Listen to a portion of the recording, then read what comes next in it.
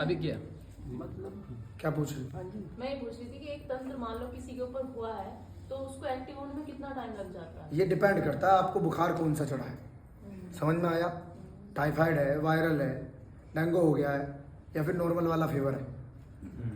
ये जिस प्रकार का तंत्र कोई इंस्टेंट बलि देके, त्वरित बलि देके कोई कार्य करने के लिए अगर चौकी छोड़ी गई है तो प्राण तक ले सकता है, इतना घातक होता है। इंस्टेंट किसी प्रकार का कोई अंग रोग ऐसा पैदा कर देगा कि उसमें कितनी दवाई गोली कराते रहेंगे, कितना ट्रीटमेंट कराते रहेंगे, उसमें कोई लाभ नहीं उत्पन्न हो पाएगा। और अन्यथा उसकी बीमारी बढ़ती चली जाएगी। एक रोग का निवारण करवा रहे होंगे, दूसरा तैयार होता चला जाएगा। आए समझ में? क्योंकि ये डिपेंड करता है कि उसमें भोग क्या दिया गया है, भेजी क्या चीज गई है।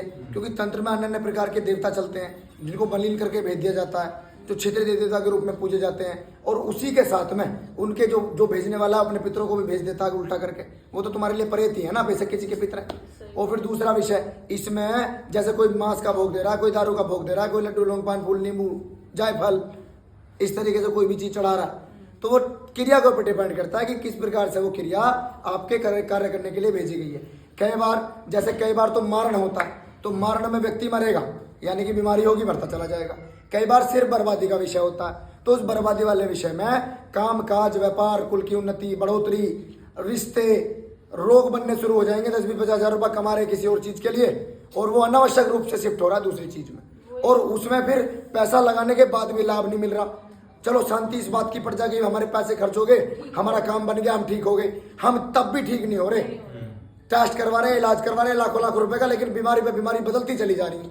एक रोग ठीक होता नहीं, दूसरा हाँ, ये सारा नकारात्मक ऊर्जा का विषय होता है। और हालांकि जिनके पास थोड़ी बुद्धि हो गई है, जिनके पास धन की कमी नहीं है, वो तो इसको आडंबर ही बताते हैं, लेकिन फिर जब पड़ जाती है, हाँ, वो ऑटोमेटिक जानने लग जाता है। तो तंत्र का डिपेंड करता है तुम्हारे ऊपर किस प्रकार के संकल्प देके उसमें चीजों को भेजा गया है, वो उसी हिसाब से तुम्हारे साथ कार्य करती हैं, उसी हिसाब से तुम्हारे साथ वो गतिविधि करती हैं, फिर तुम्हें वैसे ही नुकसान होने शुरू हो जाता है। ठीक है, जय श्री कृष्ण।